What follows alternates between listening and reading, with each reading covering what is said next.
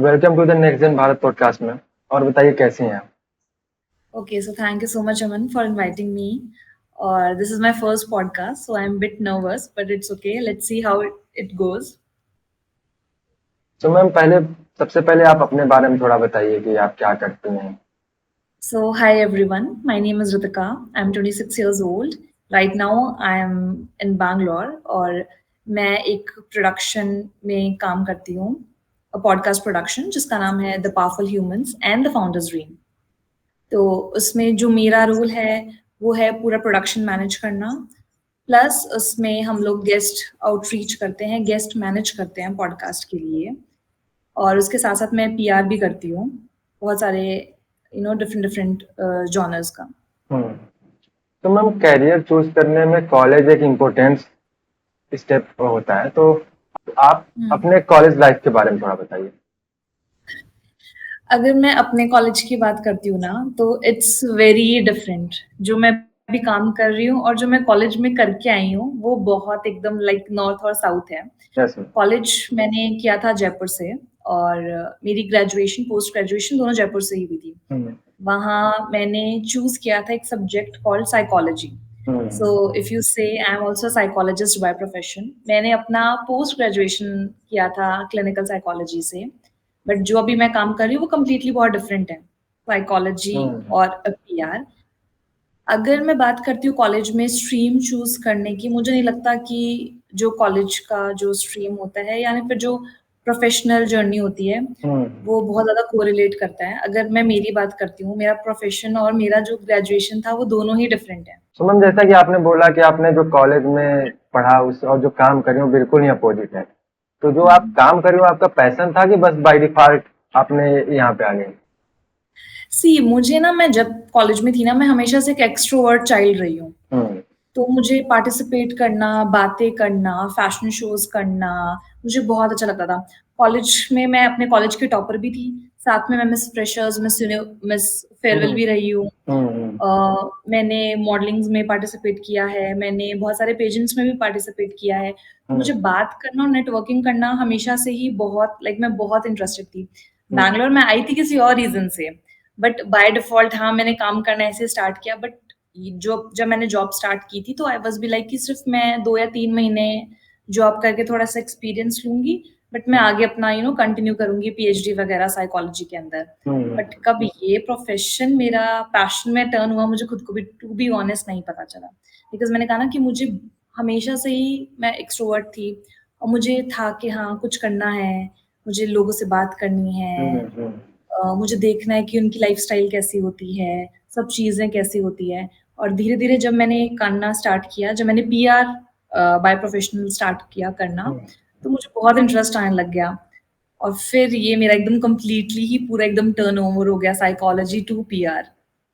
Okay ma'am, जैसा कि आपने बोला कि आपको नेटवर्किंग करना, लोगों से बात करना और काफी काफी इंटरेस्ट है उसमें, तो पॉडकास्ट में भी हम लोग वही करते हैं कि काफी लोगों से मिलते हैं, उनको जानने की कोशिश करते हैं। तो पॉडकास्ट और इंटरव्यू में अंतर क्या होता है? सी बस पॉडकास्ट और इंटरव्यू दोनों ही बहुत डिफरेंट चीज होती है। बहुत से लोग कंफ्यूज भी होते हैं जब हम किसी गेस्ट को बताते हैं, या हम जब किसी मिनिस्टर्स या किसी के पास आउटरीच करते हैं पॉडकास्ट के लिए, तो उनको कभी समझ नहीं आता कि पॉडकास्ट टर्म क्या है। उनको लगता है कि ओ ये इंटरव्यू है।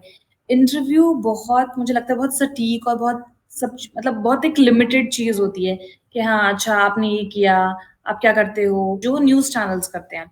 पॉडकास्ट एक ऐसी चीज होती है जो आपके इमोशंस, जो आपकी स्टोरीज, ये सब कुछ हाईलाइट करता है। वो आपकी आपकी क्या एक्सप्रेशंस है, आपने सच में क्या फेसेस किए हैं, आपकी सक्सेस, आपकी फेलियर, जो भी है हर चीज पॉडकास्ट के थ्रू निकल के बाहर आती है।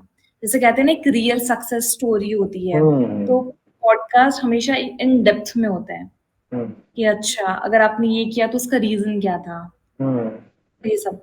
तो मैम पॉडकास्ट को step by step break down करते हैं कि फर्स्ट स्टेप से फाइनल स्टेप तक स्टेजेस होते क्या है, तो उसके बारे में बताइए। ओके, तो फॉर एग्जाम्पल अगर किसी भी XYZ पर्सन को अगर पॉडकास्ट स्टार्ट करना है खुद का, तो पहली चीज हमेशा एक वाई फैक्टर होता है, that why you want to open your own YouTube channel, और why you want to have your own podcast, कि उस पॉडकास्ट को स्टार्ट करने का रीजन क्या है। कि आपको सिर्फ अपनी फेस वैल्यू दिखानी है या आपको उस पॉडकास्ट से लोगों को मोटिवेट करना है या उस पॉडकास्ट का आउटकम क्या होगा। हर एक पॉडकास्ट का एक जॉनर होता है। कोई कॉमेडी के सेंस में पॉडकास्ट करता है, कोई बोर हो रहा है तो शायद पॉडकास्ट कर लेता है, किसी को पैसे कमाने हैं यूट्यूब के थ्रू तो वो इसलिए पॉडकास्ट करना है, या किसी को अपनी ऑडियंस को एक जेन्युइन नॉलेज प्रोवाइड करनी है तो वो पॉडकास्ट करता है। तो हमेशा आई थिंक जिसको भी पॉडकास्ट स्टार्ट करना है तो पहले वो अपना एक वाई फैक्टर ढूंढो। फिर पॉडकास्ट स्टार्ट करने के लिए, for example you are starting your own podcast channel, तो हमेशा खुद से बात करो 40 से 45 मिनट्स, थोड़ा एक्सपीरियंस लेकर आओ, जैसे हो आई थिंक वैसा दिखाओ पॉडकास्ट में, रेदर देन कि एक्टिंग कर रहे हो, क्योंकि जो आपका रियल सेल्फ होता है और जो आपका एक्टिंग सेल्फ होता है वो ऑडियंस बिल्कुल भी बेवकूफ नहीं होती है, उनको जल्दी पता चल जाता है। फिर आपको अगर पॉडकास्ट स्टार्ट करना है तो आपको ये देखना होगा कि अच्छा, अगर आपको आपका नीश पता चल गया तो आपको उस हिसाब से अपनी एक गेस्ट लिस्ट बनानी होती है कि मुझे इन गेस्ट को रीच आउट करना है। आपको खुद का पॉडकास्ट स्टार्ट करने से पहले पॉडकास्ट देखने पड़ेंगे कि लोग कैसे बात करते हैं, क्या होता है पॉडकास्ट में। आपने अपनी एक लिस्ट बनाई गेस्ट की, आपको उनको रीच आउट करना है। अब आप कैसे रीच आउट करोगे उनको? आपका फर्स्ट पॉडकास्ट अगर लाइव होगा तो उसके लिए आपको एडिटर्स चाहिए, आपको एक स्पेस चाहिए। अगर स्टार्टिंग में स्टार्ट करो तो ऐसा कुछ नहीं है कि आपको बहुत हाई फाई स्टूडियो चाहिए।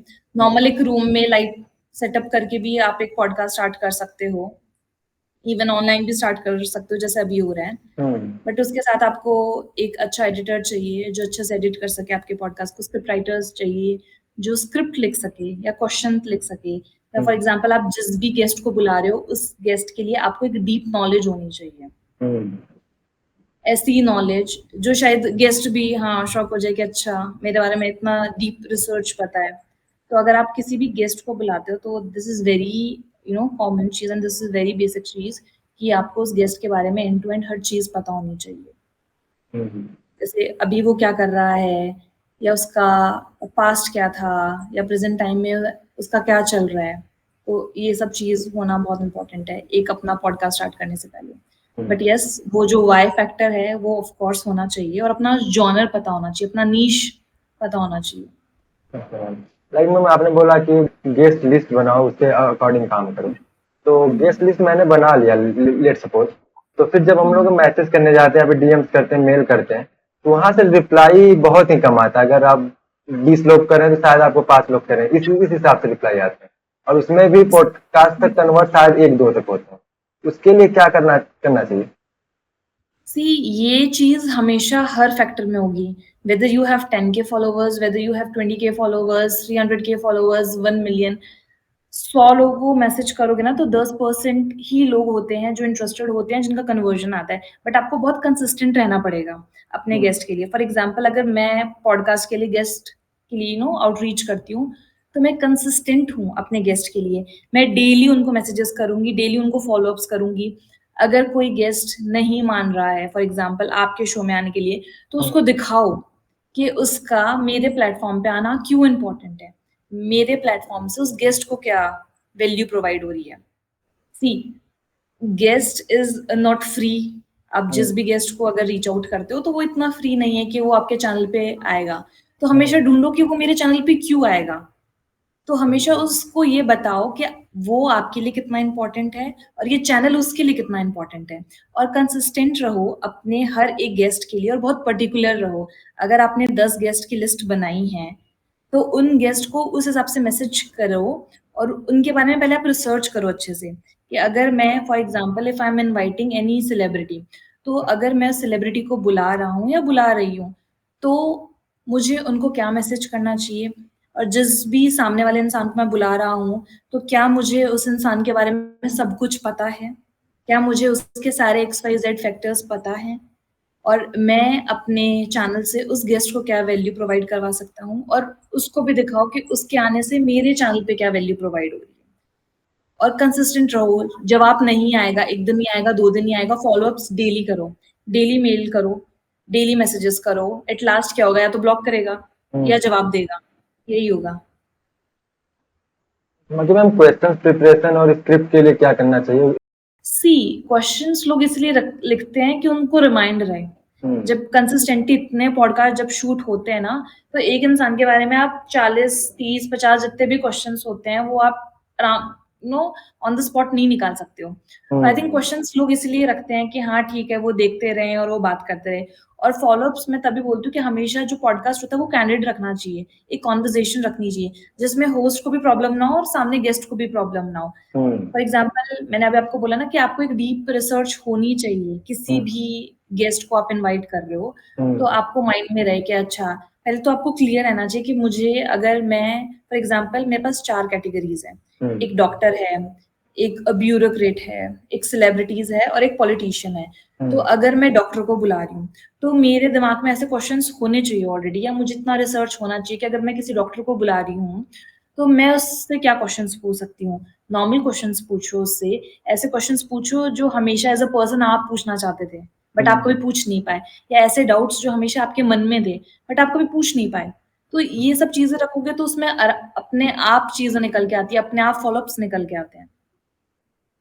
मतलब मैम जिस दिन रिकॉर्डिंग होता है तब क्वेश्चन प्रिपेयर है, रिसर्च हो चुके हैं, रिकॉर्डिंग का टाइम आ रहा है, बट हमने जैसे अभी हम लोगों ने 10-12 एपिसोड तक शूट कर चुके हैं, तो उसमें कभी कभी गेस्ट कंफर्टेबल फील नहीं करते, कभी टेक्निकल इशू आ जाते हैं, कभी कुछ क्वेश्चन पूछो तो उनको होता है कि आंसर शॉर्ट में देना है कि लॉन्ग में देना, कंफ्यूजन होता है, तो गेस्ट को कंफर्टेबल कैसे फील करें?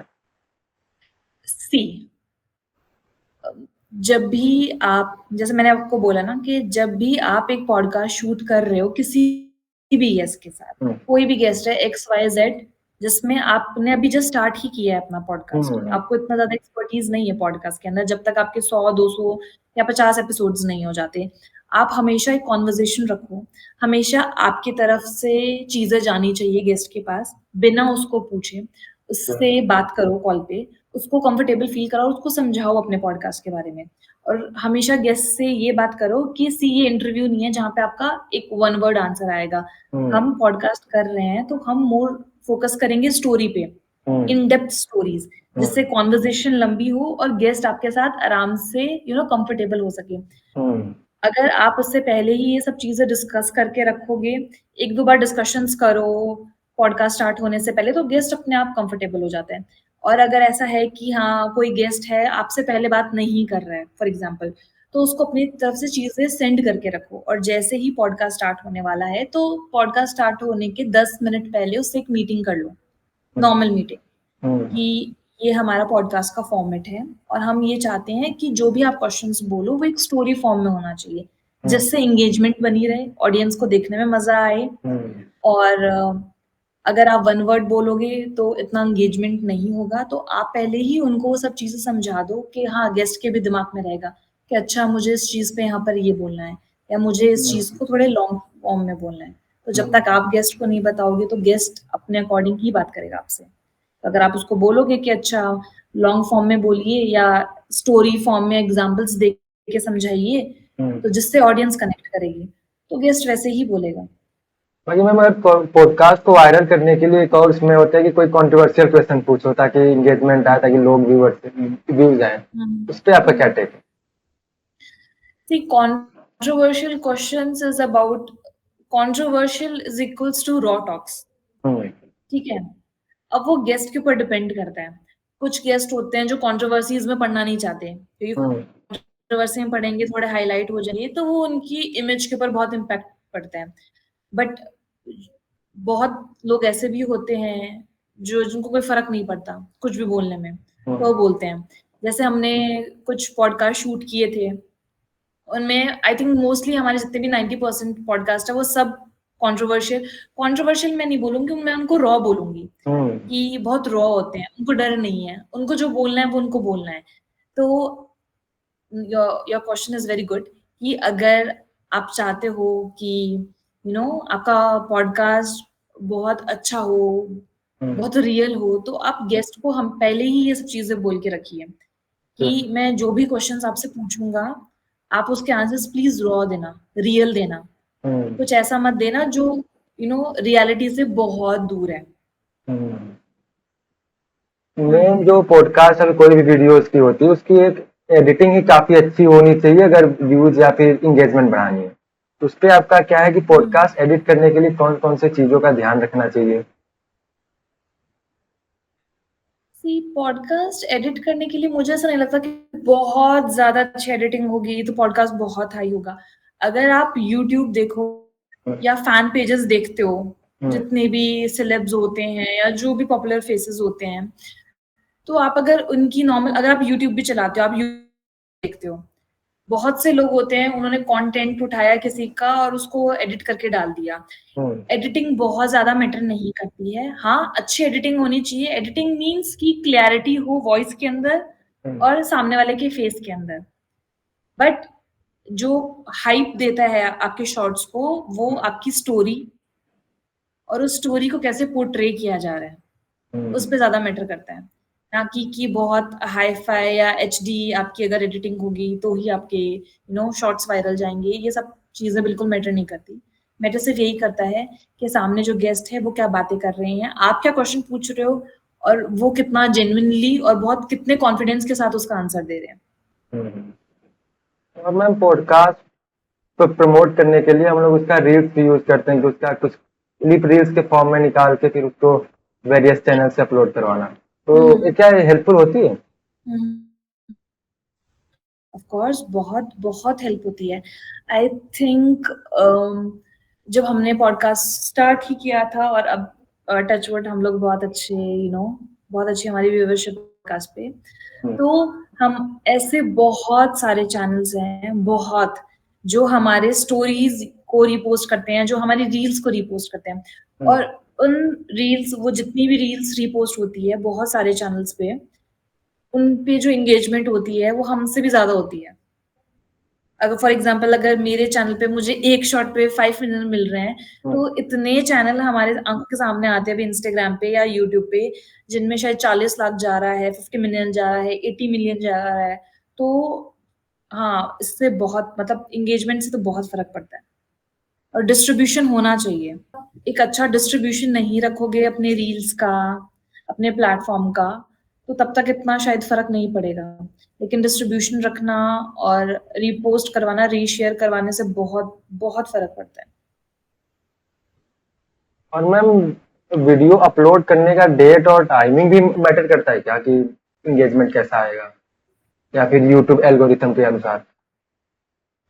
हाँ, यूट्यूब एल्गोरिथम, जब आपका चैनल बहुत छोटा होता है ना, जैसे जस्ट आपने अभी स्टार्ट किया है, तो जिस तरीके से आप फॉर एग्जांपल अगर आपका चैनल बहुत छोटा है तो आपको हफ्ते में 2 बार वीडियोस अपलोड करनी चाहिए।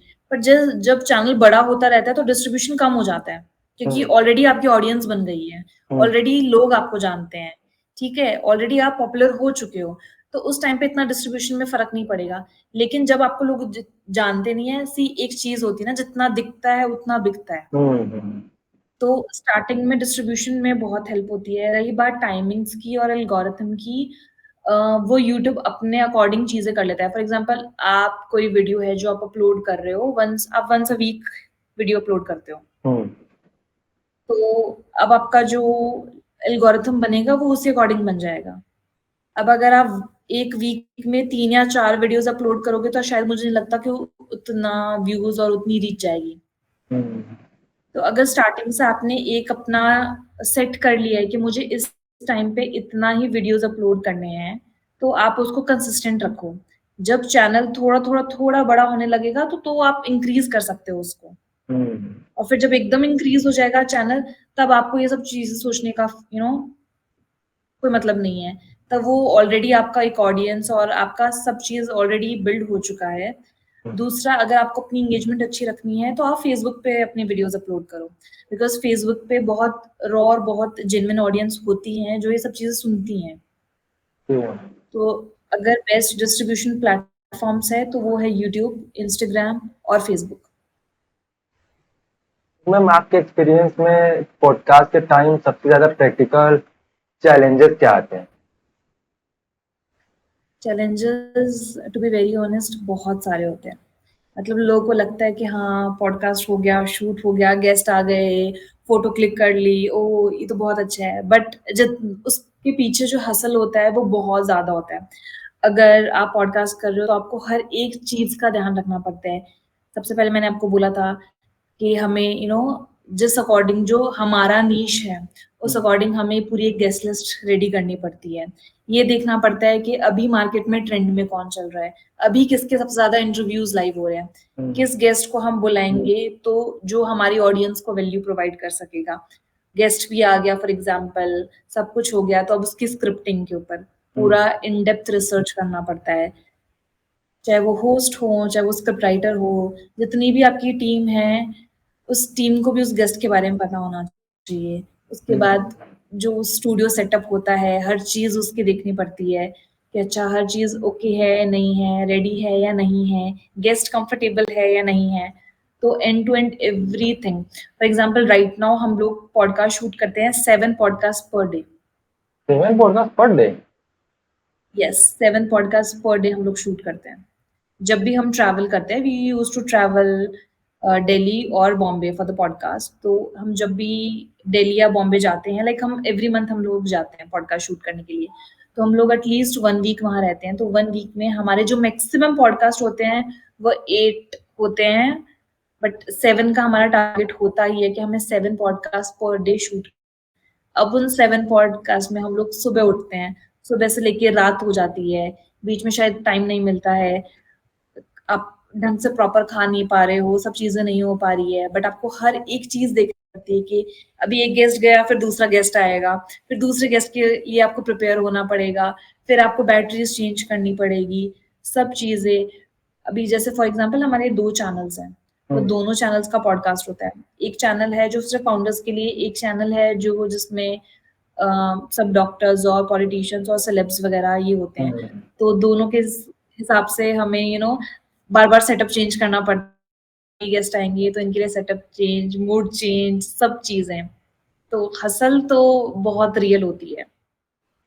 मैम इतने और जितने भी पॉडकास्टर्स हाँ मैम बोलिए। और जितने भी पॉडकास्टर्स होते हैं, तो सब में अब यही होता है कि अच्छा अब इस गेस्ट को मैं सबसे पहले बुला लूं, क्या कितनी जल्दी हम रीच आउट कर सकते हैं गेस्ट को। फॉर एग्जांपल अभी जैसे विजय माल्या का पॉडकास्ट शूट हुआ था, तो यानी कि कोई भी पॉडकास्ट आउट होता है तो हर एक पॉडकास्टर को यही रहता है कि चलो अब हम इस गेस्ट को बुला ले, या हमें ऐसा बंदा चाहिए, या हम ऐसे गेस्ट को बुलाएंगे जो अभी तक आए नहीं है, या हम इस गेस्ट से सी जितने भी पॉडकास्ट पे जितने भी गेस्ट आते हैं, आई थिंक वो एक गेस्ट बहुत से पॉडकास्ट पे जाते ही हैं, तो उस गेस्ट से हम बात करें जो किसी और प्लेटफॉर्म पे उससे नहीं पूछा गया हो। बाकी मैम आपने तो या हसल का बात किया, तो इतने सब हसल में टाइम मैनेज करना और खुद के लिए टाइम देना भी काफी इम्पोर्टेंट होता है। तो आप थोड़ा टाइम मैनेजमेंट में बताइए कि आप टाइम कैसे मैनेज करते हैं अपना? सी जब हम लोग मोस्टली जब हम लोग शूट्स में होते हैं ना, तब वहां पे टाइम मैनेजमेंट मतलब खुद के लिए अगर मैं बोलूँ तो खुद के लिए टाइम मेरा काम ही है। See I love what I am doing right now. तो मुझे ऐसा नहीं है, हाँ हसल होती है, सब चीजें होती है, but the end of the day बहुत मजा भी आता है। बिकॉज ये जो काम मैं कर रही हूँ, मुझे अपने काम से बहुत प्यार है, like I love my work. तो अगर मुझे 24 घंटे भी काम करना पड़े तो मुझे कोई प्रॉब्लम नहीं है। और मुझे ये लगता है कि जब इंसान जो भी अपना काम करता है, अगर उसको अपने काम से बहुत ज्यादा प्यार है तो उसको पता है कि हाँ वो कैसे अपने लिए टाइम मैनेज कर पाएगा, तो उससे शायद कोई प्रॉब्लम नहीं होती है। बट हाँ जब शूट्स होते हैं तब इतना टाइम नहीं मिल पाता है। हम लोग शायद बहुत बिजी रहते हैं शूट्स के टाइम पे। बट ऑफ कोर्स जब शूट्स नहीं होते हैं, जब हम लोग अलग होते हैं, तो एंजॉय करते हैं, अपना बाहर जाते हैं, चिल करते हैं।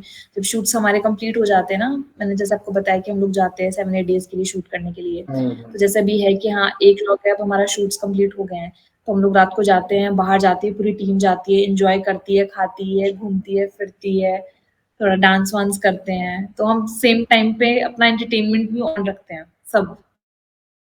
सुनो, मैं एक छोटा सा गेम राउंड रखते हैं हम। मैं कुछ क्वेश्चन पूछूंगा, आपको आपको केवल 1-2 वर्ड या फिर कुछ सेंटेंस में आपको आंसर देने होंगे। अच्छा, रैपिड फायर।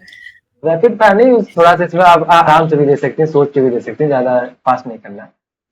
ठीक है, ओके। अब तक का सबसे मेमोरेबल एपिसोड कौन सा रहा है आपका? मेरा अभी तक का सबसे मेमोरेबल एपिसोड था जब हमने शूट किया था सुब्रमण्यम स्वामी। क्या? सो सुब्रमण्यम स्वामी सर के साथ हमारा एक पॉडकास्ट एपिसोड शूट हुआ था और वो हमारे फर्स्ट मिनिस्टर थे, फर्स्ट पॉलिटिशियन थे जो हमने केटर किए थे हमारे चैनल पे द पावरफुल ह्यूमंस पे। और मुझे वो आज भी याद है, हम लोग बहुत नर्वस थे, हम लोग इतनी टेंशन में थे कि वो फर्स्ट पॉलिटिशियन हुए हैं और पता नहीं कैसे क्या जाएगा क्या नहीं जाएगा। तो हमें एक टाइम दिया गया था कि आपको इस टाइम पे आना है। हम उस टाइम से 2 घंटा पहले ही पहुंच गए थे और हम लोग सब लोग पार्क में बैठी हुई है सुबह 6 बजे, मॉर्निंग 6 AM हम लोग पूरे टीम एक पार्क में बैठी हुई है। हम लोग थोड़ा नर्वस भी हो रहे हैं लेकिन हमें हंसी भी आ रही है। बट वो जो पॉडकास्ट था वो बहुत मतलब वो इतना उसका जो डिस्ट्रीब्यूशन था और वो इतना वायरल हुआ था पॉडकास्ट। तो I think this is that podcast best podcast. एकदम सब टेंशन में, आई थिंक हम लोग पूरी तरह शायद सोए भी नहीं थे क्योंकि सबको बहुत टेंशन थी और हम लोग 2 घंटे पहले ही जाके बैठ गए थे सब प्रिपेयर होके और हम लोग जस्ट उनके घर के बाहर एक पार्क है वहां बैठे हुए थे। और आई थिंक हमारा ये पॉडकास्ट शूट हुआ था दिसंबर के अंदर, दिल्ली में थे हम लोग और इतनी सर्दी हो रखी थी, हम लोग को हंसी भी आ रही है, हम लोगों को टेंशन भी हो रही है, but at the end of the day बहुत अच्छा हुआ था पॉडकास्ट। इवन सर बहुत अच्छे थे, उन्होंने इतना रॉ बात किया है पॉडकास्ट पे, इतनी रियल चीजें बताई पॉडकास्ट कर। तो मैम नेक्स्ट है, सबसे फनी एपिसोड किसके साथ शूट हुआ है बेटा? सबसे फनी एपिसोड हमारा हुआ था सुनीता आहूजा के साथ। तो सुनीता आहूजा मैम के साथ हमारा एक पॉडकास्ट शूट हुआ था। वो हमारा आई थिंक 1 वीक में इट्स 1.1 मिलियन हो गया था 1 वीक में। ये हमारा बॉम्बे में हुआ था। मतलब she is a very chill lady, very chill. वो आई थिंक हमें उन्होंने कंफर्टेबल करवाया है, हमने उनको कंफर्टेबल नहीं करवाया, शी मेड अस कंफर्टेबल। और पूरे पॉडकास्ट में हम इतने हंसे हैं, इतने हंसे, आई थिंक वो पूरा पॉडकास्ट ही हंसते हंसते हुआ था। वो बहुत मजे आए थे। वो इतनी जेन्युइन है, वो इतनी अच्छी एनर्जी है ना उनकी पॉडकास्ट पे। और वो हर एक टीम मेंबर से बात कर रही थी। इवन हमारा पॉडकास्ट चल रहा था तो वो बीच में जोक्स भी मार रही थी। और मतलब उनका पॉडकास्ट एक ऐसा था कि हमें ऐसा लग रहा था कि like she knows us from very long period of time. और वो एकदम हमारी फैमिली मेंबर जैसी हो गई थी। और इवन जब हमारा पॉडकास्ट खत्म भी हो गया था तो वो बैठे थे हमारे साथ काफी टाइम तक उन्होंने हमसे बात की, एकदम चाय वाय पी, बहुत बहुत मजे आए थे उनके साथ हमें। मैम आपका ड्रीम गेस्ट कौन है कि अगर ये पॉडकास्ट में आ जाए तो मजा ही आ जाए? जैसे आज बहुत सारे पॉडकास्टर का विजय माल्या ट्रेंड कर रहे हैं, उसी हिसाब से आपका कौन है? माय ड्रीम गेस्ट, मेरे एक ड्रीम गेस्ट नहीं है, मेरे 2 ड्रीम गेस्ट है टू बी वेरी ऑनेस्ट। तो एक है of course prime minister Narendra Modi ji और दूसरे हैं योगी जी। तो हम बहुत ट्राई कर रहे हैं कि वो हमारे, मतलब I always see them as a role model. मैं बहुत टाइम से मैं खुद भी बहुत बड़ी फैन हूँ, मैं हर चीज फॉलो भी करती हूँ उनका। तो और मैं बहुत ट्राई भी कर रही हूँ कि वो हमारे पॉडकास्ट पे आए एक दिन as a guest. So ma'am आपका अब तक का फेवरेट पॉडकास्ट होस्ट कौन रहा है जो कि इंडिया से यूट्यूब पे? I feel Lalan top. ये जितनी भी टॉक्स होती है ललन टॉप पे वो बहुत रियल होती हैं, वो बहुत इन डेप्थ होती हैं। तो हाँ, और मैम आपके फोन में कोई फेमस पर्सनालिटी जो कि कांटेक्ट लिस्ट में हो? बहुत सारे हैं, किसका कोई नाम एक जो कि आपके हिसाब से बहुत ज्यादा फेमस हो और आप किसी एक को चूज करना हो? मेरे जितने भी पॉडकास्ट हुए हैं द पावरफुल ह्यूमंस पे, तो लोग जाके देख सकते हैं। जितनी भी पर्सनैलिटीज हैं वो सब मेरे साथ कनेक्टेड हैं।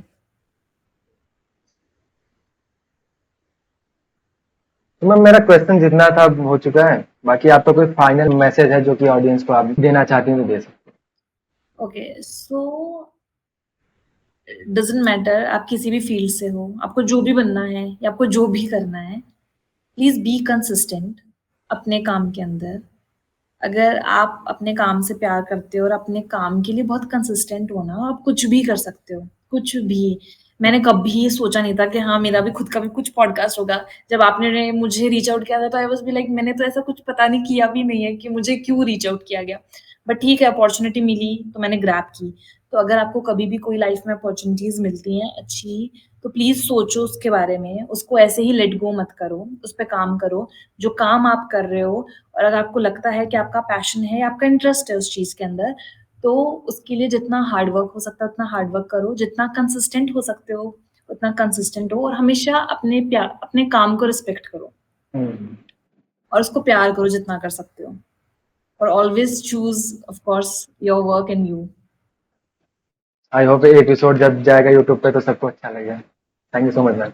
Okay, thank you so much Aman for inviting me.